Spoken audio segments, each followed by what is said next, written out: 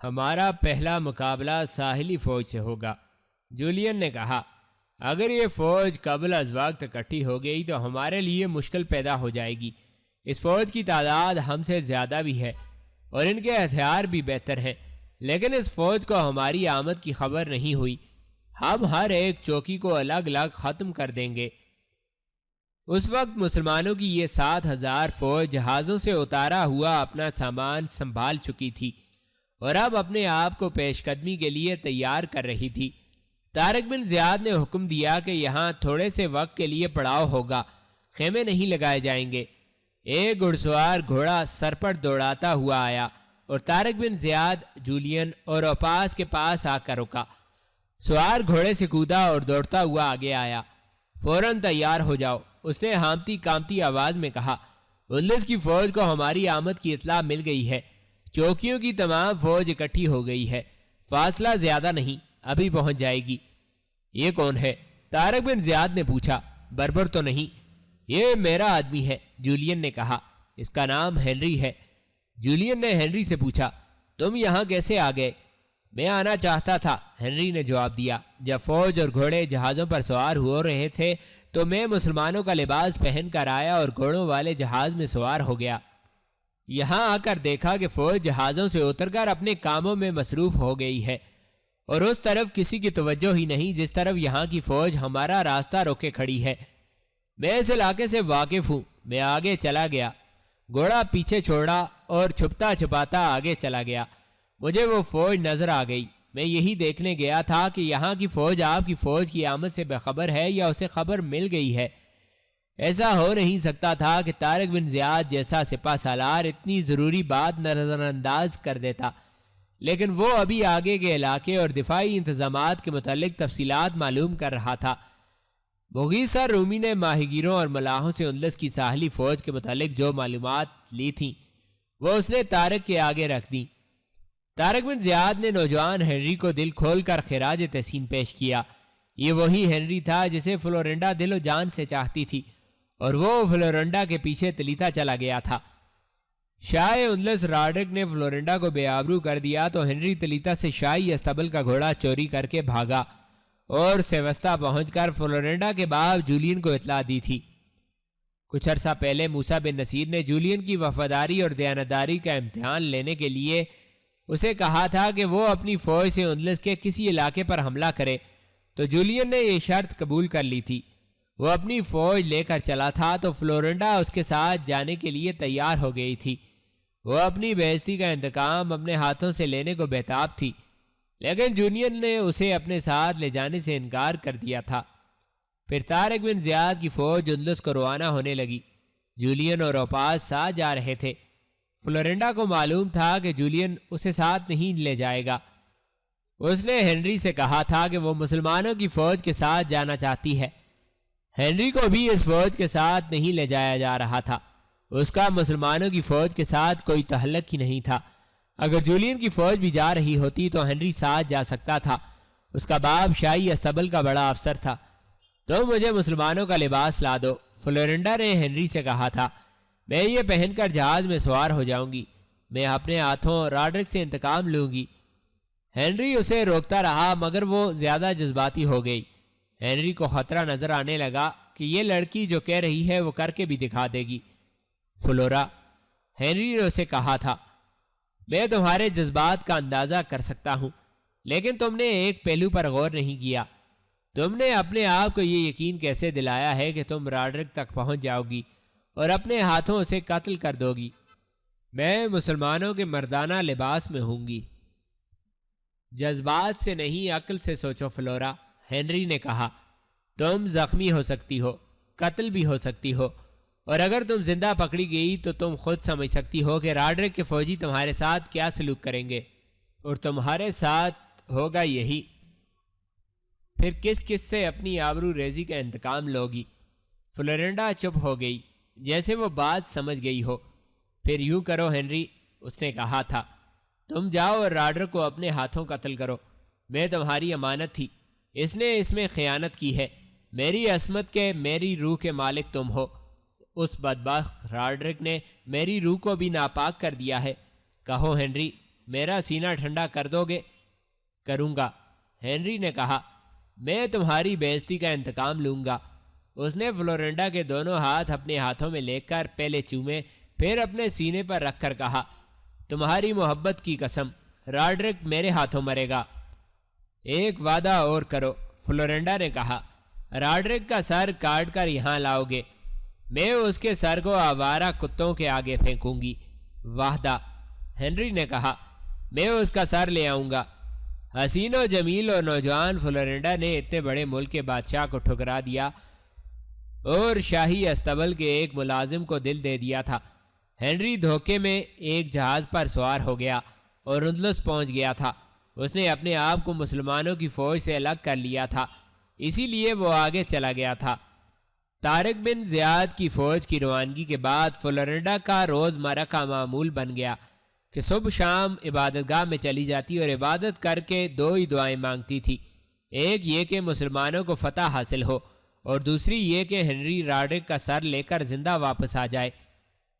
طارق بن زیاد نے اس اطلاع پر کہ اندلس کی فوج اکٹھی ہو چکی ہے، اپنی فوج کو فوراً تیاری کا حکم دے دیا۔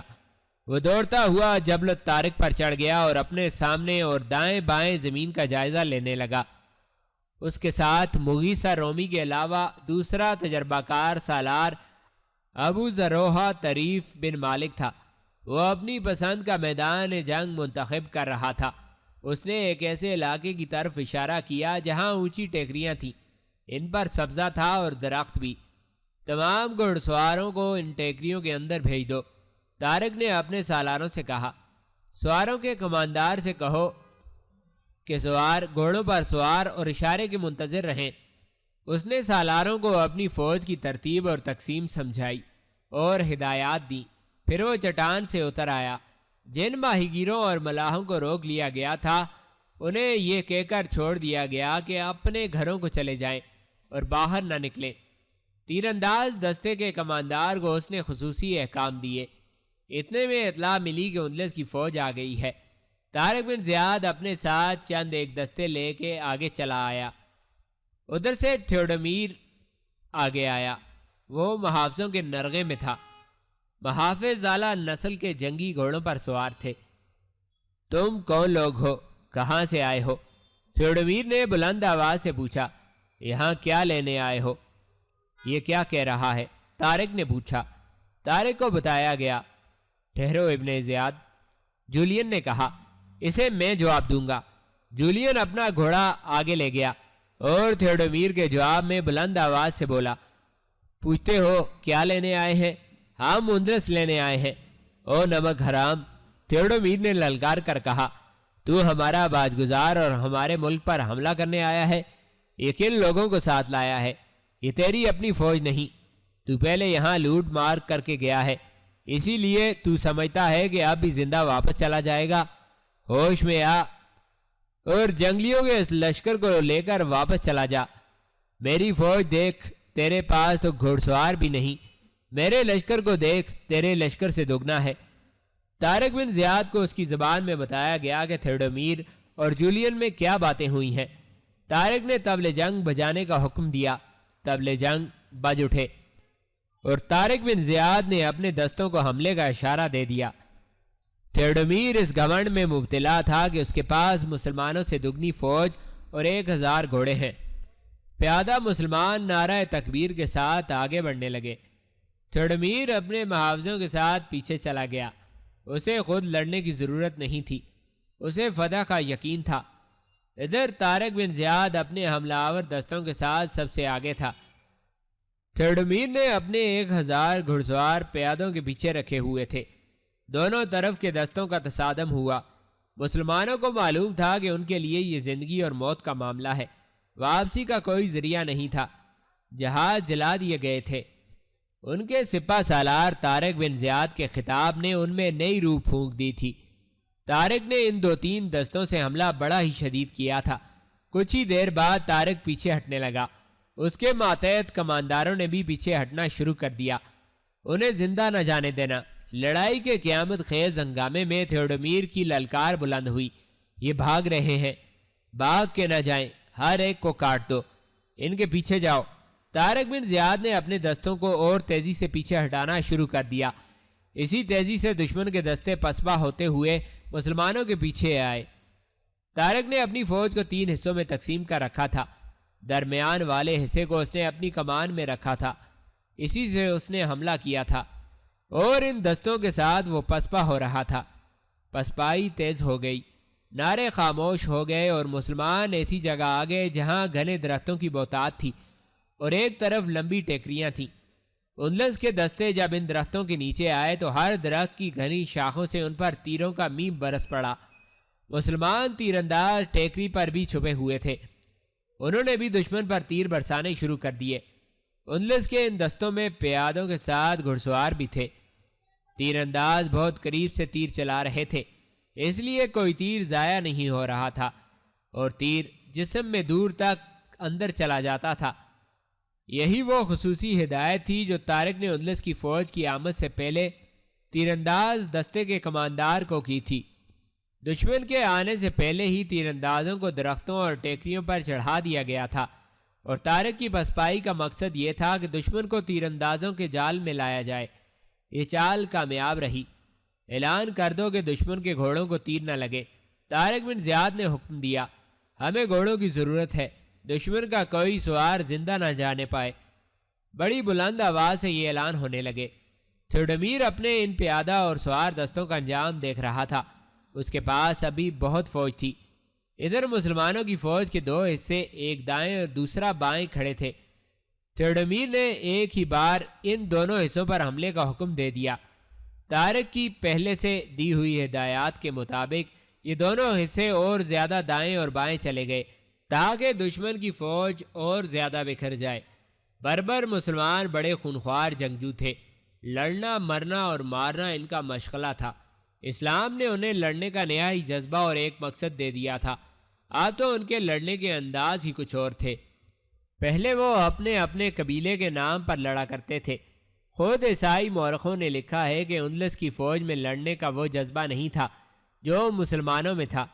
اندلس کے فوجی اپنے آپ کو بادشاہ کے ملازم سمجھتے تھے اور تنخواہ کے لیے لڑتے اور تنخواہ کے لیے زندہ رہنا چاہتے تھے۔ بڑے پادری بھی شاہی خاندان کے افراد، عمراء اور وزراء کی طرح عیش و عشرت میں زندگی گزارتے تھے۔ اندلس میں یہودی خاصی تعداد میں آباد تھے، لیکن عیسائیوں نے انہیں غلام بنا رکھا تھا۔ یہودیوں کی لڑکیوں کی عزت بھی محفوظ نہ تھی۔ کوئی نوجوان اور خوبصورت یہودی لڑکی نظر آتی، پادری کے حکم سے اسے گرجے کی ملکیت میں دے دیا جاتا۔ بتایا یہ جاتا کہ اس لڑکی کو نن بنایا جائے گا، لیکن اسے پادری اپنی کنیز بنا لیتا تھا۔ اوپر کے طبقے اور مذہبی پیشواؤں کے اس کردار کے اثرات فوج میں بھی پائے جاتے تھے۔ ملاحوں اور ماہی گیروں نے سالار مغیثہ رومی کو بتایا تھا کہ ان کے ملک کے فوجی کسی خوبصورت لڑکی کو دیکھتے ہیں تو زبردستی اپنے ساتھ لے جاتے ہیں۔ مسلمانوں نے اندلس کے لشکر کا حملہ جذبے اور اپنی روایات کے مطابق روکا۔ وہ تعداد میں قلیل تھے، لیکن لڑنے کے جذبے سے سرشار تھے۔ تھیوڈمیر کو توقع تھی کہ اس کی اتنی زیادہ فوج ان قلیل تعداد مسلمانوں کو کاٹ کر پرے پھینک دے گی، لیکن اس پر عقب سے قیامت ٹوٹ پڑی۔ اس کا بندوبست طارق نے پہلے کر رکھا تھا۔ بندوبست یہ تھا کہ طارق نے سوار دستے کو دشمن کے پہلو میں کھڑی ٹیکڑیوں کے اندر چھپا دیا تھا۔ اب جن دستوں کو اس نے حملے اور سوچی سمجھی پسبائی میں استعمال کیا تھا، انہیں وہ ذرا دور کا چکر کاٹ کر ٹیکریوں کی اوٹ میں سوار دستے کے پاس لے گیا۔ سوار دستے میں صرف 300 سوار تھے۔ طارق نے سوار اور پیادہ دستوں کو حکم دیا کہ ٹیکریوں کی اوٹ میں انتہائی تیزی سے آگے نکل جائیں اور اندلس کی فوج پر عقب سے حملہ کریں۔ تھیوڈمیر کے لیے طارق کی یہ چال غیر متوقع تھی۔ اس کا خیال تھا کہ اس کا عقب محفوظ ہے۔ طارق نے عقب سے حملے کی قیادت خود کی تھی۔ اس کے دونوں سالار مغیثہ رومی اور ابو ذروحہ طریف سامنے سے اندلسی فوج سے برسرے پیکار تھے اور طارق کے عقبی حملے کے منتظر۔ طارق 300 گھڑ سواروں اور لگ بھگ 2000 پیادوں کے ساتھ عقب سے اندلسیوں پر جھپٹا تو پیشتر اس کے کہ ان کے جرنیل تھیوڈمیر کو پتہ چلتا کہ اس کی فوج پر پیچھے سے کیا آفت ٹوٹ پڑی ہے۔ اس کے کم و بیش 2000 آدمی کٹ چکے تھے اور ان میں جو مرے نہیں تھے وہ اپنی ہولناک چیخوں سے اپنی فوج پر دہشت طاری کر رہے تھے۔ طارق نے حکم دیا تھا کہ دشمن کے گھوڑوں کو زخمی نہیں کرنا، گھوڑوں کو اپنی ضرورت کے لیے صحیح و سلامت پکڑنا تھا۔ گھوڑوں کے سوار زخمی ہو کر گرتے تھے تو گھوڑے بے لگام ہو کر ادھر ادھر بھاگتے دوڑتے اور اپنی فوج کو رونتے پھرتے تھے۔ طارق کے تیر اندازوں نے اندلسیوں کے لیے اپنی ہی مصیبت کھڑی کر رکھی تھی۔ وہ درختوں سے اترتے تھے اور قریبی درختوں پر چڑھتے تھے اور اوپر سے تیر چلاتے تھے۔ تھیوڈمیر اپنی فوج کی بھگدڑ میں پسا جا رہا تھا، اس کی ترتیب بکھر گئی تھی، اس کے احکام کسی کو سنائی نہیں دے رہے تھے۔ اس کی فوج نے فردن فردن ہو کر بھاگنا شروع کر دیا۔ اس کی فوج کی آدھی نفری کٹ چکی تھی، کوئی زخمی گرتا تو پیادوں اور گھوڑوں کے قدموں تلے کچلا جاتا۔ مغیث، جولین نے مغیث رومی سے کہا، چند ایک جاباز نکالو جو تھیوڈمیر کو زندہ پکڑ لائیں۔ لڑائی کی صورت دیکھ رہے ہو، مغیث نے کہا، اس حال میں اس تک پہنچنا ممکن نہیں، مجھے 5-6 بربر دے دو۔ اوپاس نے کہا، میں تمہیں اپنے محافظ دستے کے 4 محافظ دیتا ہوں۔ مغیثہ رومی نے اوپاس سے کہا، وٹیزہ کا بھائی اوپاس 4 آدمی جو گھڑ سوار تھے ساتھ لے کر چل پڑا۔ تھیوڈمیر کا ایک نائب اسے کہہ رہا تھا، کیا تم دشمن کے ہاتھوں مرنے کی تیاری کر رہے ہو؟ کیا رہ گیا ہے ہمارے لیے؟ کیا تم یہاں سے بھاگنے کا مشورہ دے رہے ہو؟ تھیوڈمیر نے نائب سے پوچھا۔ جھنڈا لپیٹو اور نکلو، نائب نے کہا، آدھی فوج کٹ گئی ہے، باقی بھاگ رہی ہے۔ تھیوڈمیر سب کچھ دیکھ رہا تھا، مسلمانوں کا قہر اور غضب بھی دیکھ رہا تھا۔ مسلمانوں نے اپنے سے دگنی فوج پر دہشت طاری کی، پھر اس فوج کو کاٹنا شروع کر دیا۔ خود تھیوڈمیر پر خوف طاری تھا، اس کی نجات کی ایک ہی صورت رہ گئی تھی کہ بھاگ نکلے۔ اس نے اس صورتحال کو قبول کر لیا اور اپنے پرچم بردار سے کہا کہ وہ پرچم لپیٹ کر نیچے کرے۔ لہراتا ہوا پرچم اس کی نشاندہی کر رہا تھا۔ پرچم غائب ہوتے ہی تھیوڈمیر کی باقی باندھا فوج کا رہا سہا دم خم بھی ختم ہو گیا اور دیکھتے ہی دیکھتے میدان جنگ میں لاشیں بکھری رہ گئیں۔ گھوڑوں کو پکڑ لو، طارق بن زیاد نے کہا، اور مال غنیمت اکٹھا کر لو۔ تھیوڈمیر اندلس کا منجا ہوا جرنیل فرار ہو چکا تھا۔ کچھ دنوں بعد شاہ اندلس راڈرک اپنے جرنیل تھیوڈمیر کا پیغام پڑھ کر غصے سے آگ بگولا ہو رہا تھا۔ وہ اس وقت اپنے دارالحکومت تلیتا میں نہیں تھا، وہ تلیتا سے کئی دنوں کی مسافت دور ایک شہر پیمپلونا میں تھا۔ اس علاقے میں جرمنی کے کچھ لوگ آباد تھے، انہوں نے اندلس کے لوگوں پر اپنا اثر و رسوخ پیدا کر کے بغاوت کرا دی تھی جو بڑی سنگین صورت اختیار کر گئی تھی۔ مورخوں نے راڈرک کو جہاں عیش و عشرت اور بدی کو فروغ دینے والا بادشاہ لکھا ہے، وہاں یہ بھی لکھا ہے کہ وہ میدان جنگ میں قوی سے قوی دشمن کے لیے آسمانی بجلی بن جانے والا جنگجو تھا۔ وہ اپنے شاہی وقار پر ذرا سی آنچ بھی برداشت نہیں کرتا تھا۔ باغیوں کے لیے وہ موت کا فرشتہ تھا۔ اسے پیمپلونا کے علاقے میں بغاوت کی اطلاع ملی تو اپنے کسی جرنیل کو کچھ فوج دے کر وہاں بھیجنے کے بجائے وہ خود فوج لے کر وہاں چلا گیا۔ باغیوں نے مقابلہ تو کیا لیکن راڈرک کے قہر و غضب کو برداشت نہ کر سکے۔ راڈرک نے اس مارکے میں زندہ رہنے والے باغیوں کو بھاگنے نہ دیا، ان کے لیڈر کو گرفتار کر لیا جو اندلس کا باشندہ نہیں تھا۔ اس کے چند ایک ساتھی بھی پکڑے گئے، اور اب صرف یہ باغی ہی نہیں بلکہ ان کے گھروں کی عورتوں پر بھی عذاب نازل ہو رہا تھا۔ باغیوں کو ایسی ظالمانہ اذیتیں دی جاتی تھیں جن سے وہ جینے کے قابل نہیں رہتے تھے، لیکن وہ مرتے بھی نہیں تھے۔ راڈرک انہیں مار مار کر زندہ کرنا چاہتا تھا۔ وہ جب بے ہوش ہو جاتے تو راڈرک کے حکم سے انہیں ایک میدان میں پھینک دیا جاتا اور شہر کے لوگوں کو بلا کر میدان میں کھڑا کیا جاتا اور ایک آدمی اعلان کرتا، یہ باغی ہیں، غدار ہیں، یہ شہنشاہ اندلس کے قہر سے واقف نہیں تھے۔ ہر روز آ کر ان کا حال دیکھو اور عبرت حاصل کرو اور ڈرو شہنشاہ اندلس کے عتاب سے۔ یہ باغی ہیں، غدار ہیں۔ ان کی عورتوں کے ساتھ تو بہت ہی شرمناک سلوک ہو رہا تھا۔ رات کو انہیں برہنہ کر کے راڈرک کے دربار عام میں ناچنے پر مجبور کیا جاتا تھا۔ ساتھ ہی ساتھ انہیں کوڑے مارے جاتے تھے۔ راڈرک وہاں موجود ہوتا تھا۔ یہ دربار عام تھا، اس لیے انتظامیہ اور فوج کے افسر بھی وہاں موجود ہوتے تھے۔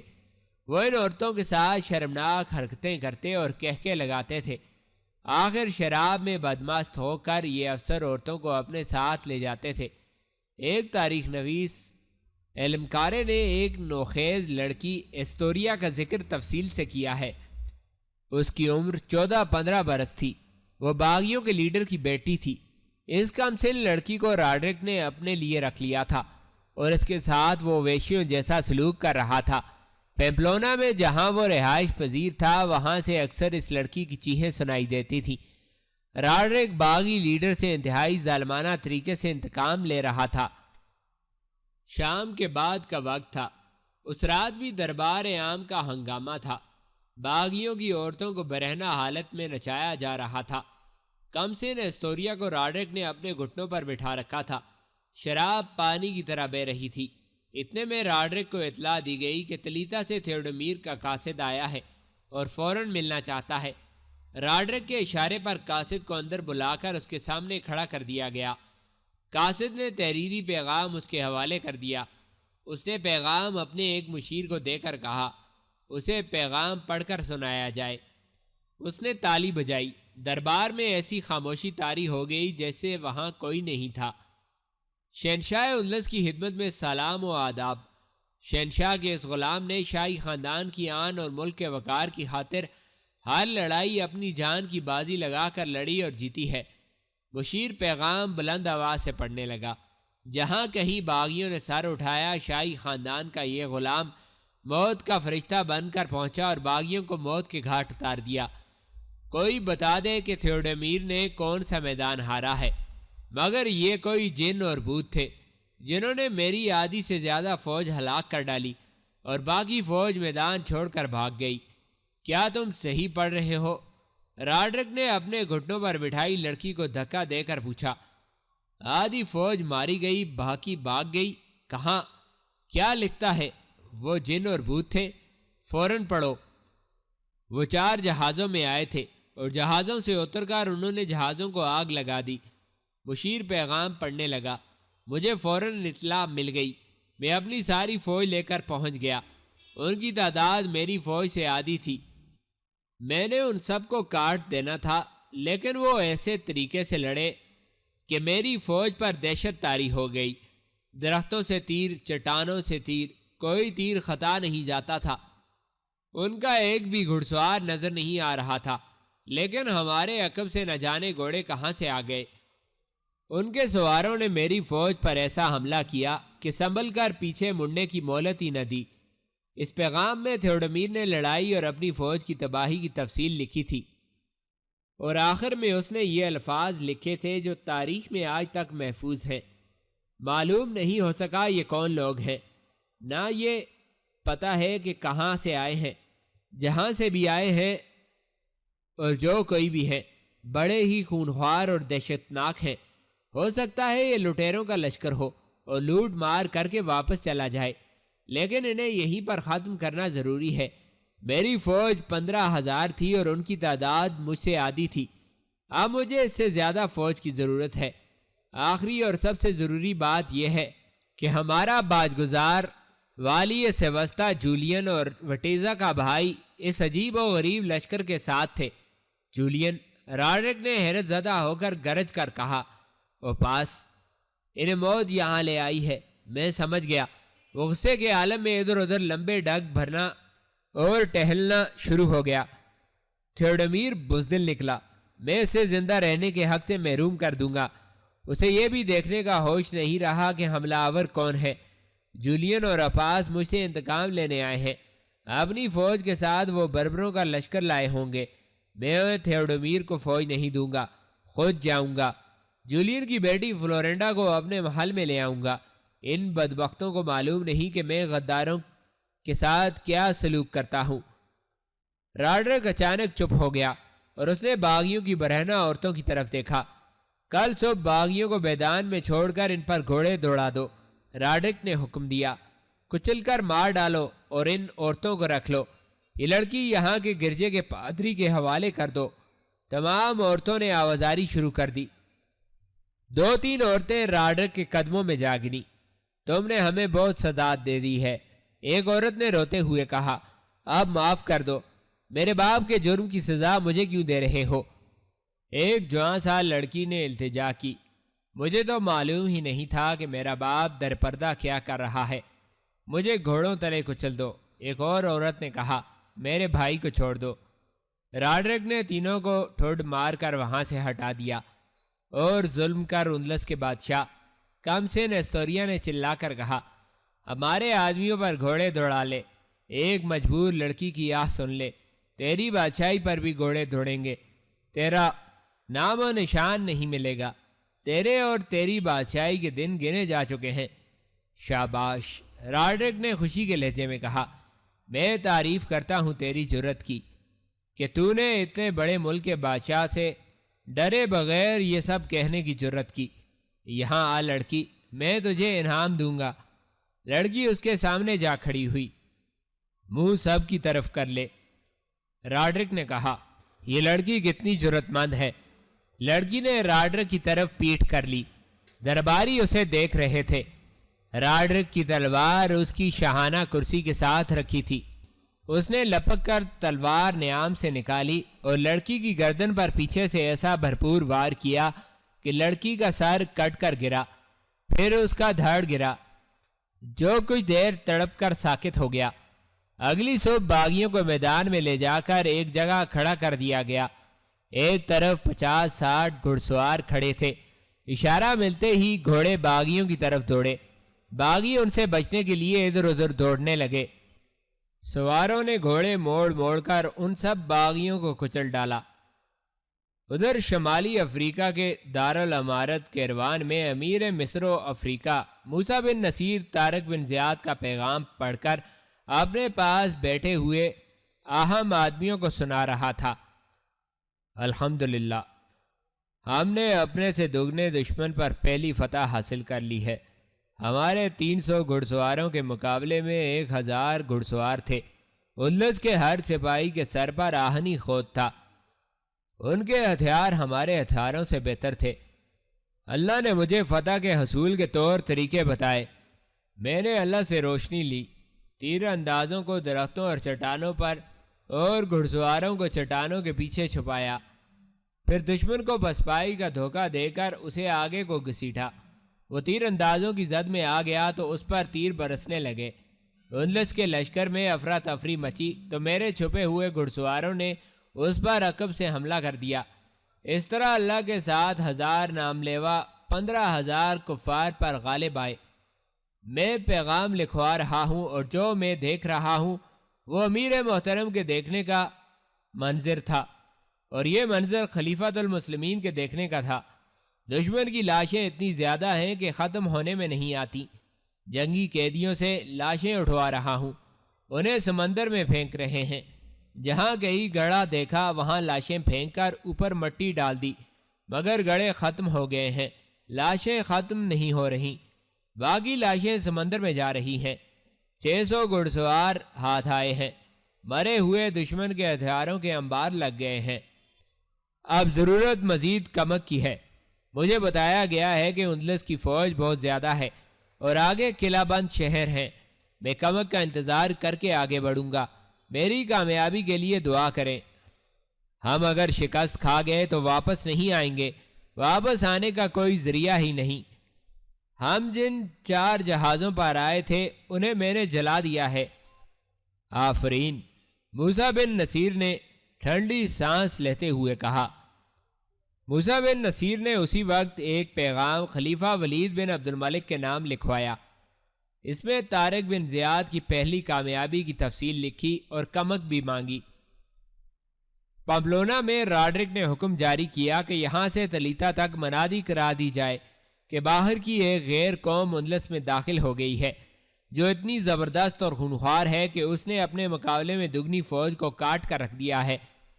راڈرک نے اپنے حکم میں کہا کہ لوگوں کو ان حملہ آوروں سے ڈرایا جائے اور کہا جائے کہ یہ لٹیروں کا لشکر ہے جو تمہارے مال و متاع اور تمہاری بیٹیوں کو اپنے ساتھ لے جائے گا۔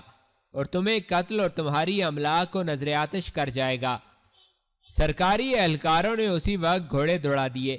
وہ ہر گاؤں اور ہر قصبے کے اہلکاروں تک پیغام پہنچاتے تلیتا تک پہنچ گئے۔ پھر ہر بستی اور ہر گرجے میں اعلان ہونے لگے